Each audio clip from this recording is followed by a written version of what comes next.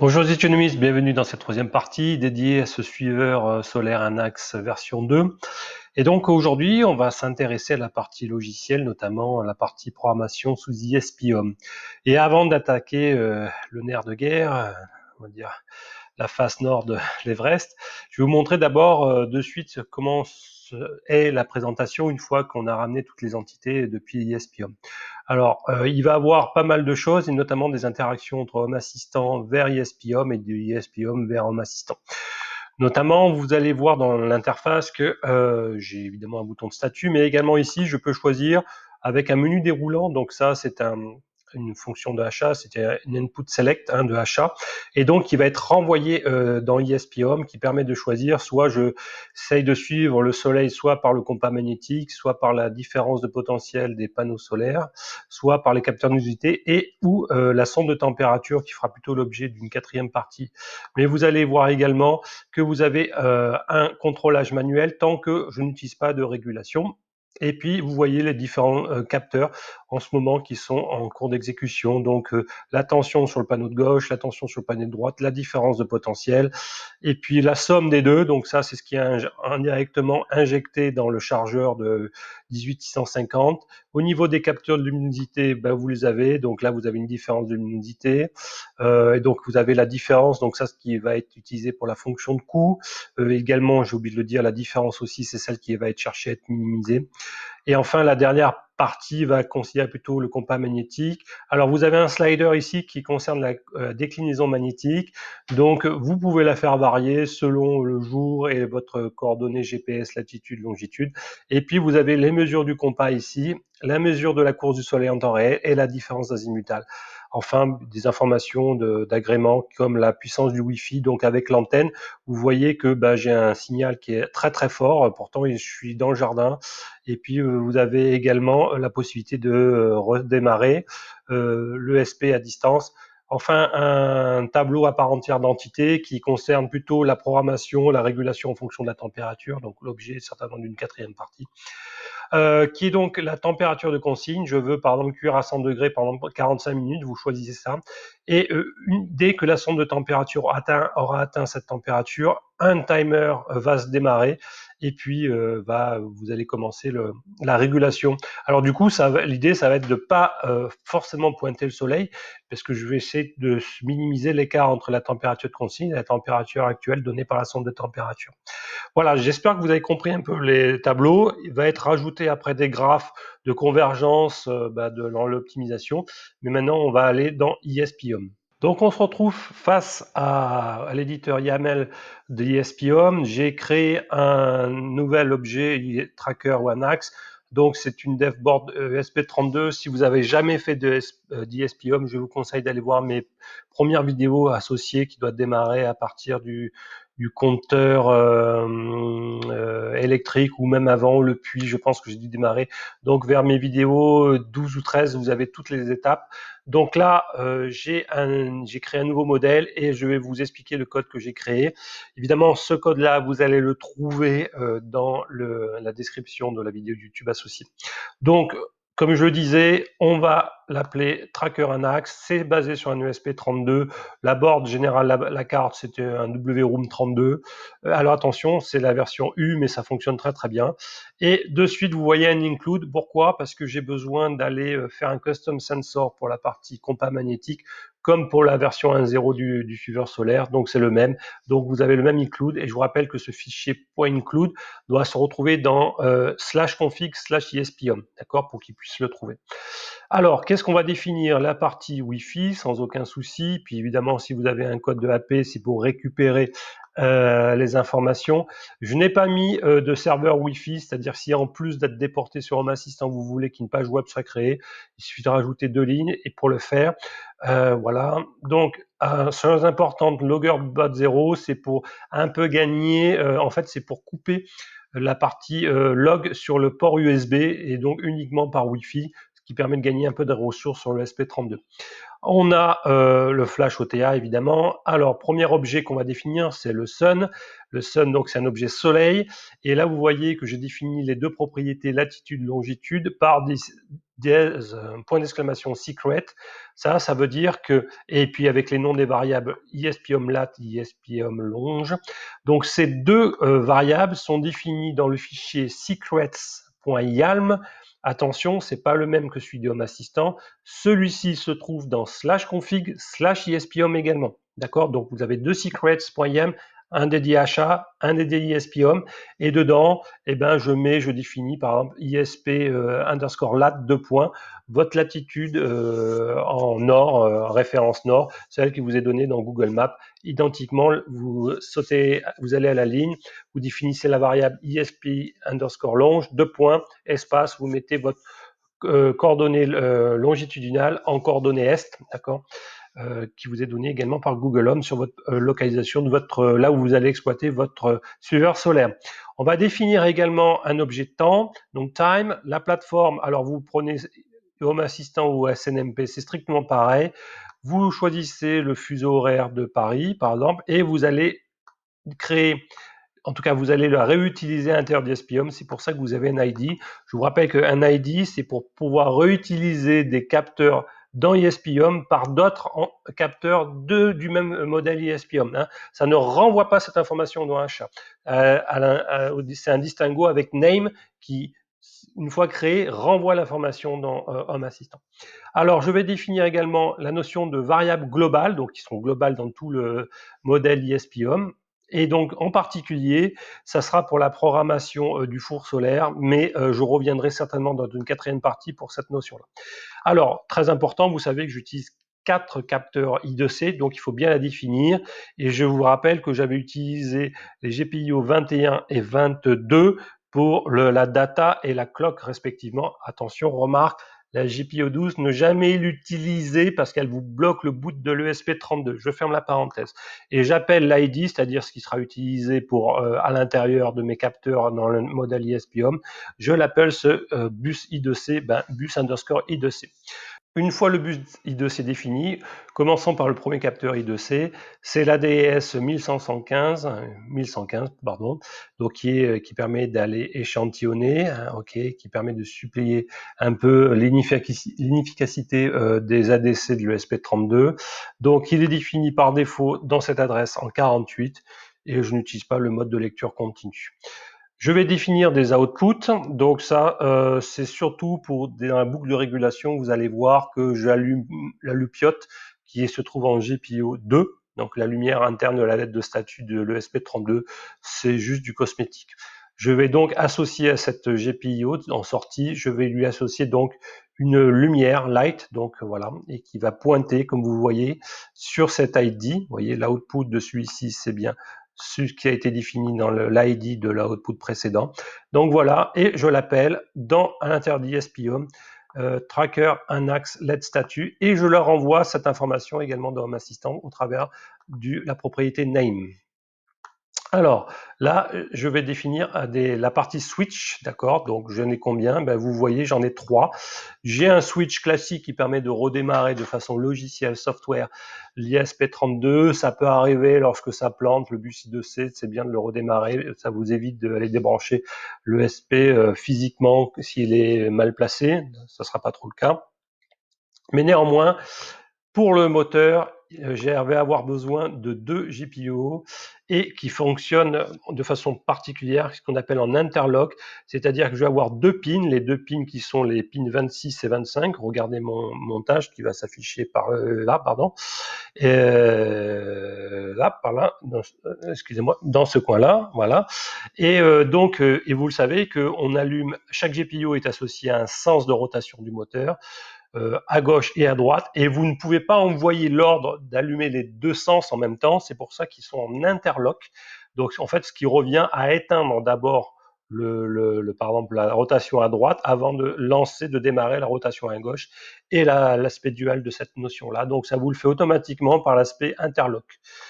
Alors, une fois qu'on a défini ces deux pins qui vont être associés à la rotation du moteur, vient le temps des capteurs. Donc, on va avoir pas mal de choses dans le champ sensor. Alors, je définis d'abord, j'exporte, vous voyez le name, la puissance exprimée en décibels du l'ESP pour savoir si je suis en limite de portée de la box, si je mets pas trop le suiveur solaire trop loin dans mon jardin. Voilà, je rafraîchis l'information toutes les 10 secondes. J'ai également, pour calculer depuis combien de temps j'ai démarré mon suiveur solaire, j'ai défini une notion d'uptime, donc qui vous compte en secondes depuis le temps que ça a démarré. Et puis là, vous voyez, je vais avoir quatre capteurs Home Assistant. Alors, je vous rappelle que ces capteurs Home Assistant, ça permet de récupérer des données depuis Home Assistant et donc de les manipuler après pour faire certaines choses dans ESP Home. Donc, je vais récupérer notamment la notion de déclinaison. Donc, cette notion de déclinaison magnétique, c'est l'écart entre le nord géométrique et le nord magnétique. Et ça varie en fonction de où vous êtes et en fonction du temps. Donc ça, il y a un site web qui vous permet de le rentrer. Et donc, on va, par le biais d'input number dans SHA, on va le notifier sur votre interface graphique. Et donc, du coup, ESP-Home va pouvoir récupérer cette déclinaison. À l'heure où je vous parle, pour moi, c'est de 1 degré, donc c'est quasiment rien du tout.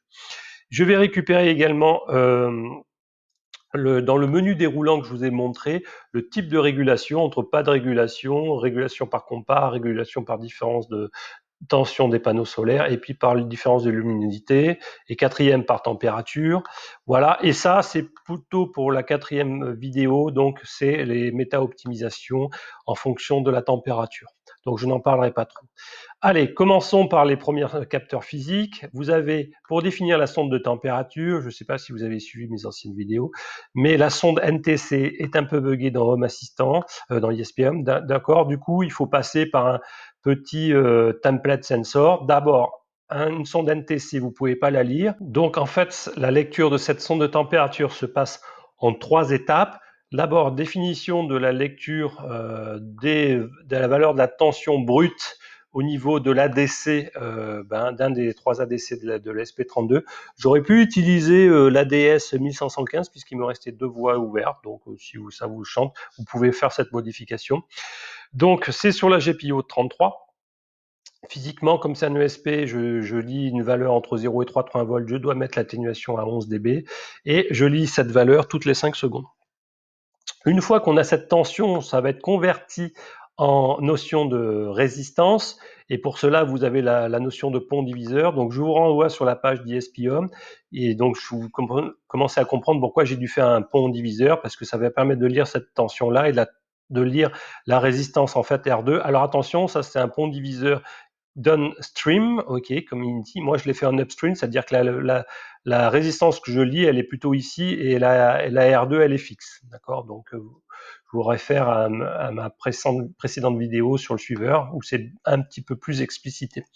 Enfin, comme la sonde NTC était un peu buggée pour moi, j'ai dû réinverser directement l'algorithme qui permet de convertir à partir de 3 paramètres ABC du modèle d'inversion entre résistance et température. Et donc, en fait, vous voyez ces 3 coefficients qu'il va falloir déterminer par 3 points de mesure à différentes températures, par exemple proche de 0 degré, proche de 20 degrés, et puis une très forte température au-delà de 100 degrés, ce qui permet d'étalonner les choses. Donc, comment arriver à trouver ces valeurs? Eh bien, vous avez un petit script Python que je donnerai. Vous mettez par exemple la première température proche de 0, la deuxième à température, on va dire, ambiante, et puis après, vous mettez une vers voilà, de 100 degrés, pardon, la deuxième était vers 27 degrés. Et associé à ça, vous devez indiquer la lecture de résistance que va vous sortir le log d'ESP-Home.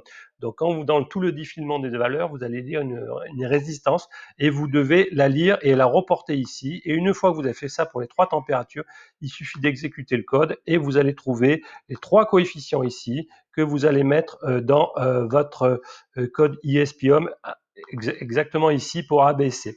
Et une fois, donc, il sera capable d'aller inverser la relation qui lie température avec la résistance. Alors, ce que vous voyez ici, c'est pour dédier un peu pour la programmation en fonction, la régulation en fonction de la température. Donc, je déclenche, on va dire, le démarrage du chronomètre spécial cuisson à partir quand les conditions sont respectées. Alors, on a encore un template sensor donc, qui va être utilisé pour la régulation en fonction de la température. Donc là encore, je ne vous en parle pas, mais grosso modo, ce qui permet de convertir des minutes ou des heures de cuisson en secondes, qui va être utilisé pour la régulation. Voilà, et également un autre template qui va permettre de calculer la différence de température entre la consigne et celle réelle observée par votre capteur NTC. Je ferme la parenthèse. Allez, un objet-sun qui va permettre de récupérer l'élévation, c'est-à-dire l'azimut de la course du soleil, en fonction de quoi? En fonction de l'heure que vous avez rentrée dans le time au départ, ici, et en fonction des coordonnées GPS de votre suiveur solaire. Donc, il faut absolument renseigner ces informations pour que le calcul azimutal soit précis exactement à votre espace-temps. Et enfin, je vais récupérer, une fois que j'ai défini ça, pardon, je vous ai dit que c'était l'azimut, excusez-moi, c'était l'élévation. Je récupère le pendant, c'est-à-dire l'azimut. Donc l'élévation, je ne vais pas l'utiliser, sauf si vous transformez ce DSP-Home en suiveur 2 axes, où là, il vous le faudra. Qu'est-ce qui me reste? Allez, les capteurs de luminosité. Vous en avez deux BH 1750. Et donc, comme ils sont deux, il faut qu'ils travaillent avec 2 adresses I2C différentes. Donc, ça veut dire que le fil jaune de votre capteur, pour le deuxième, vous devez le mettre sur le VCC, sur le 3,3 volts, pour qu'il bascule à la deuxième adresse. Donc, le premier capteur n'a pas le fil jaune branché, d'accord, il est en l'air, vous pouvez le couper. Et j'échantillonne toutes les 3 secondes et je mets ce qu'on appelle mesure time, parce qu'il va être certainement face au soleil, je suis dans le sud, donc ça veut dire avec une très très forte luminosité, et donc je préfère élargir la plage de dynamique d'observation au luxe plutôt que de la concentrer, mais d'avoir des mesures plus fines, d'accord? Donc après vous choisissez si vous êtes très peu ombragé, mais comme vous allez utiliser un four solaire, donc c'est certainement en présence de fort soleil. Donc j'utilise le bus I2C, celui qu'on a défini au début, et qu'est-ce que je fais? C'est que je fais une moyenne glissante des 5 dernières mesures pour un peu lisser les fluctuations de mesures de luxe. La même chose pour l'autre capteur qui va se retrouver à droite par exemple, et donc je pense bien à changer d'adresse, et comme vous avez mis, je rappelle, le 5e fil, le jaune physiquement sur la pin VCC, eh bien vous changez l'adresse comme ça. Toujours pareil, moyenné sur 5 secondes.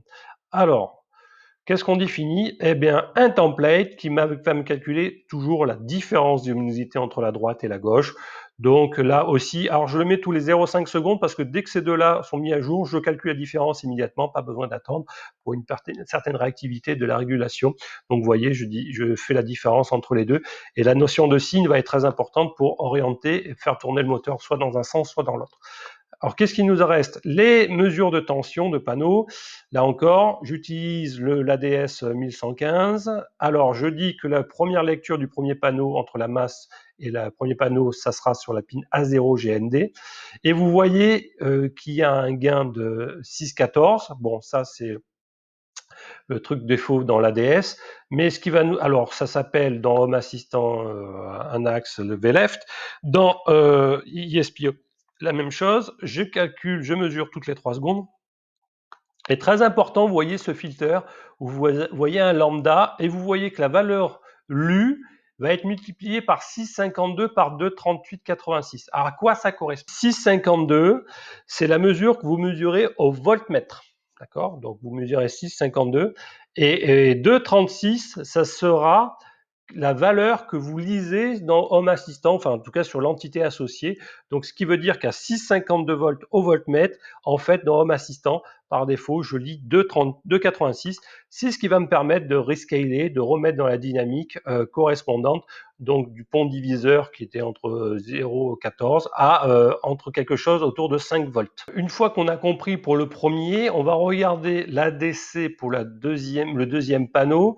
Donc lui, il va travailler sur A1 GND ici, et toujours le même gain. Donc là, ça sera dans Home Assistant Tracker un axe V-Right, et l'ID qui sera utilisable dans l'ISP Home, c'est la même chose. J'échantillonne toutes les 3 secondes, et là encore, je mets un autre rapport. Ça va être la lecture au voltmètre entre la sortie du premier panneau et la sortie du deuxième, d'accord, et divisé par la valeur que vous lisez dans Home Assistant quand en fait vous avez un ici, que vous faites que le return X, grosso modo. Donc, et du coup, quand vous lisez cette valeur-là, bah, vous faites le rapport. Et donc là encore, ça va ramener la sortie de la deuxième tension. Attention, on est en proche de, on peut aller jusqu'à 27 volts, 28 volts, dans 5 volts. D'accord. Donc du coup, toutes les données vont être bien, à peu près bien étalonnées. Donc, bah, vous faites 3 mesures, vous prenez la valeur moyenne et vous allez avoir un bon coefficient. Alors, une fois qu'on a fait ça, je calcule 2 templates, un qui fait la somme des deux panneaux, d'accord.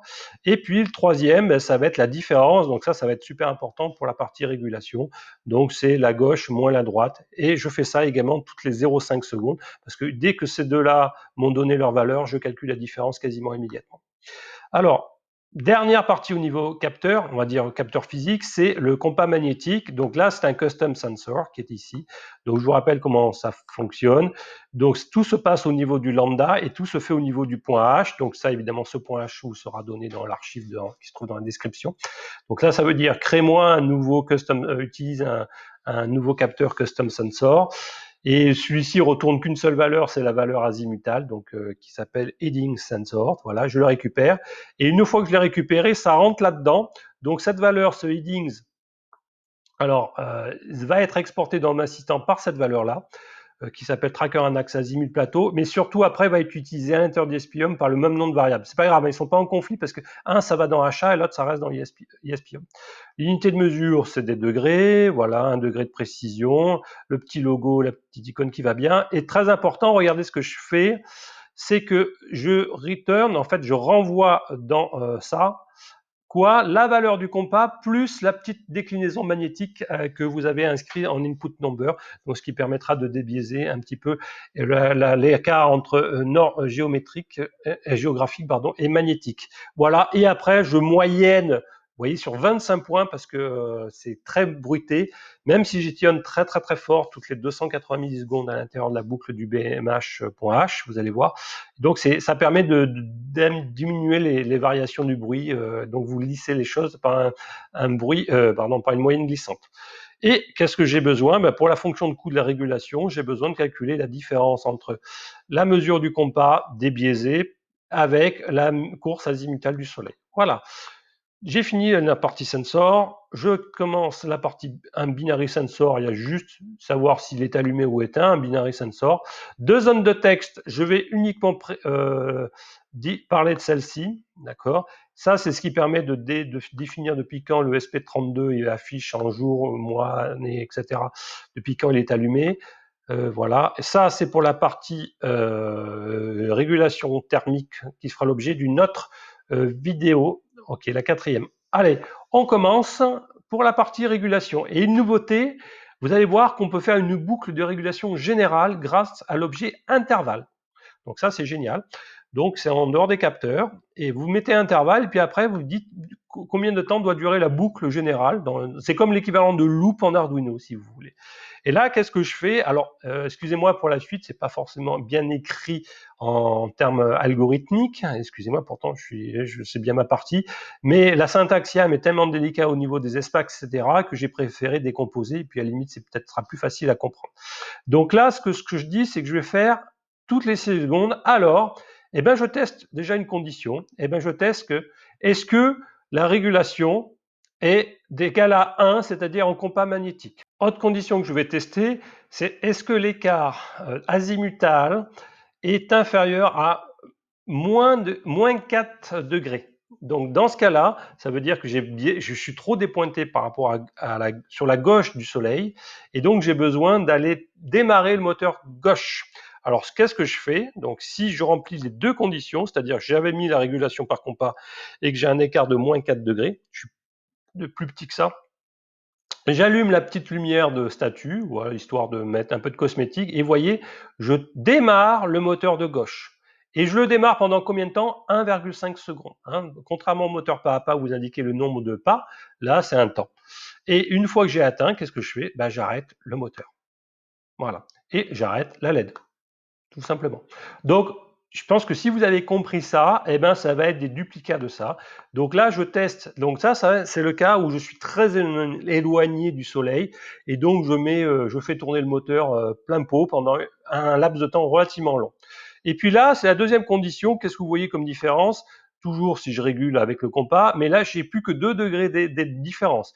Et là, je vais commencer à ralentir, entre guillemets, le moteur. Alors, c'est pas parce qu'il va toujours à la même vitesse, mais en tout cas, je le fais tourner moins longtemps. Et vous voyez ici que je mets plus que 0,7 secondes où je le démarre. Et puis encore, quand j'arrive à troisième condition, toujours par la gauche, on va dire, je suis à inférieur, on va dire entre moins 2 et moins 1, et bien là, je le démarre plus que 0,3 secondes.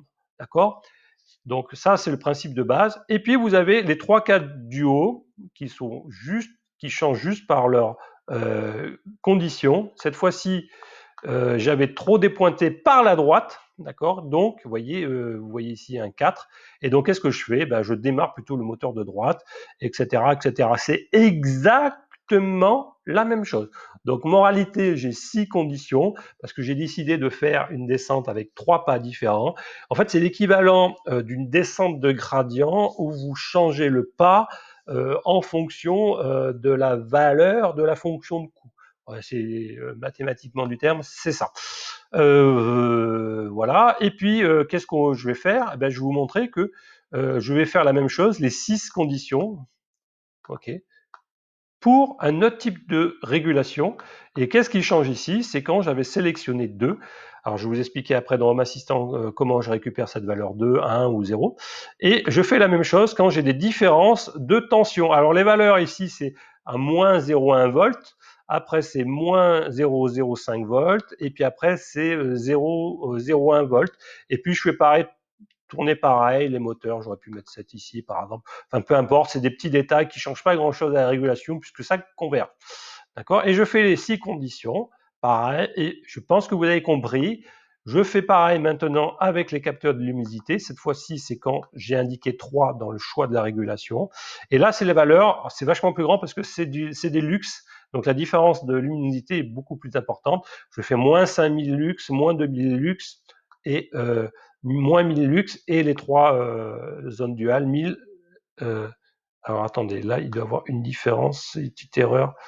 Oui, alors excusez-moi, ça doit être. Vous voyez, j'ai fait une petite erreur dans les recopies 1000, 2000. Voilà.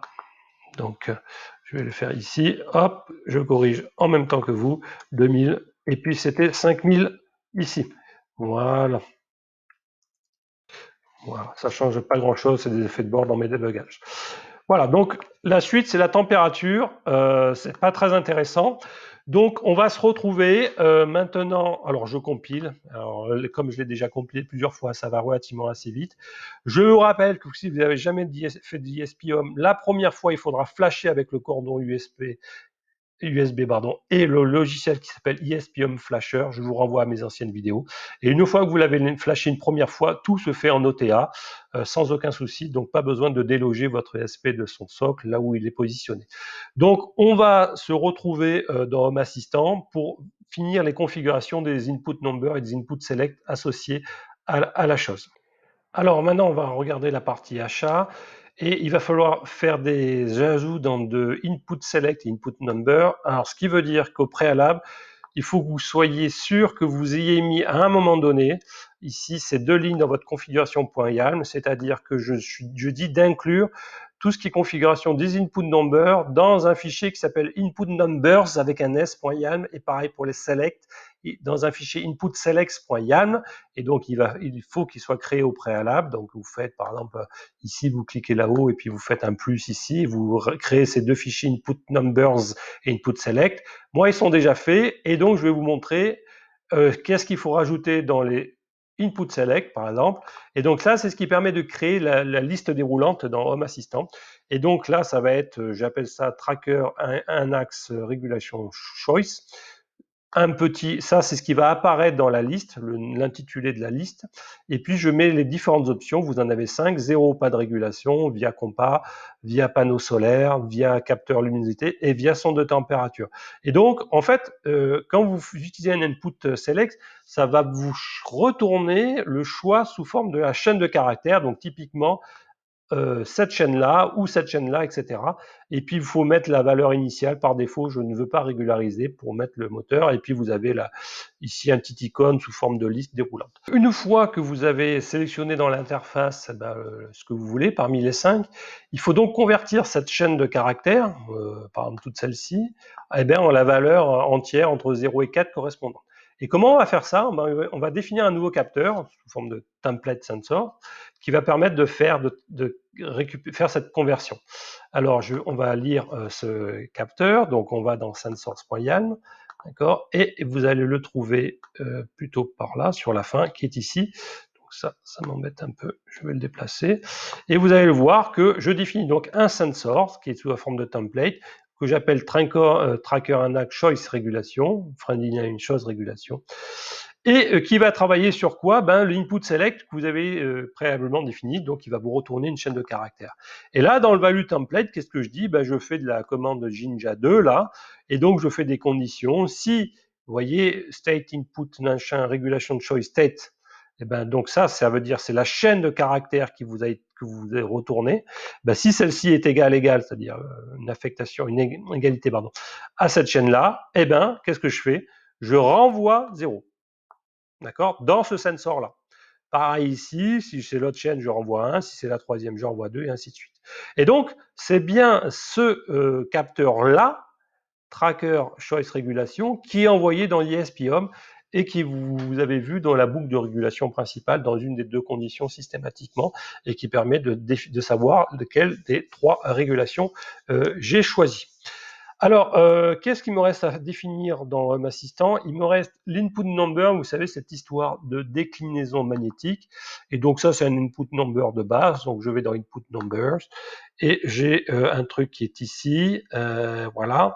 Donc tracker ici. Voilà. Donc c'est un slider et qui permet d'aller entre moins 10 degrés et 10 degrés en déclinaison magnétique. Donc si vous avez plus ou il y a une année qui est plus, vous pouvez changer les bornes. Avec la valeur initiale, en ce moment, je suis vers 1,0, donc je me suis permis de mettre 1 degré. Attention, c'est en référence est, donc ça veut dire que quand c'est positif, c'est une référence ouest, d'accord. Donc je vous invite à regarder un peu sur internet comment ça fonctionne. Et puis c'est un slider et vous pouvez ajuster par pas de 0,1. Les deux autres input numbers, ça va être c'est pour la régulation du type 4, c'est-à-dire par température. On en parlera dans une prochaine vidéo. Donc je vous remontre un peu l'interface du truc, du machin. Et vous voyez un peu, donc là, le dernier input number dont je parlais, c'est celui-ci, et l'input select dont je vous parlais, c'est celui-ci.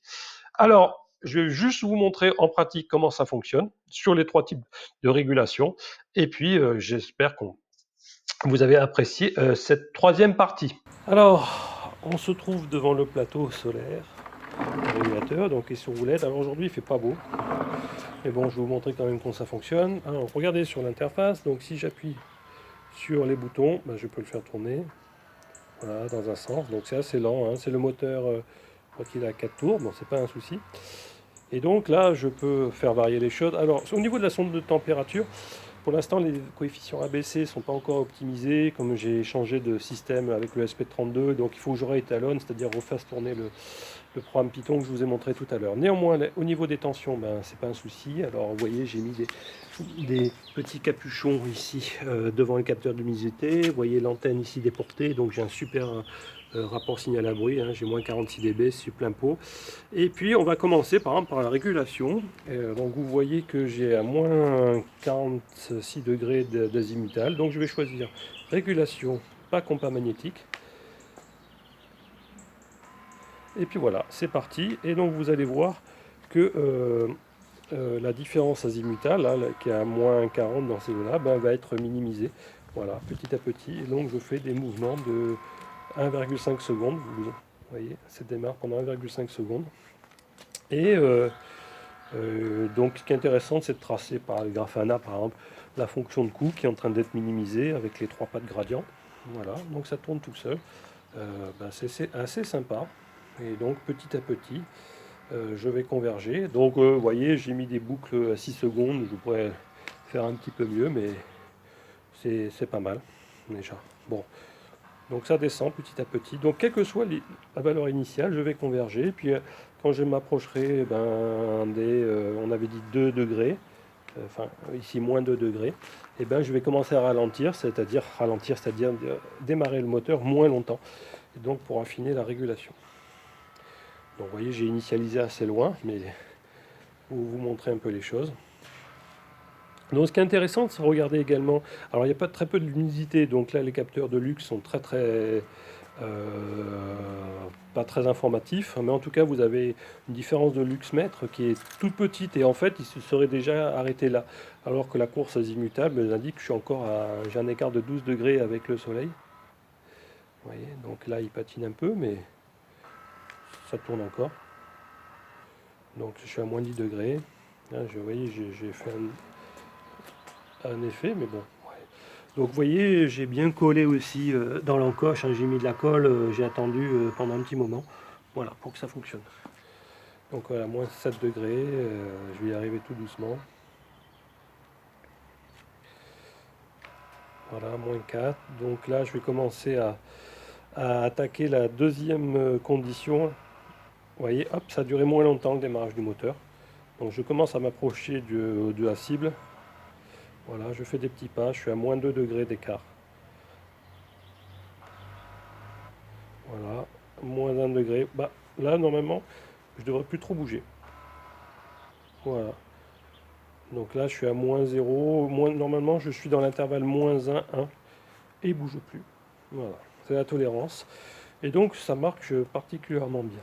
Bon, j'espère que ça vous a plu. Vous voyez, à tout moment, je peux arrêter la régulation. Je fais 0 régulation. Et puis là, je le contrôle en manuel.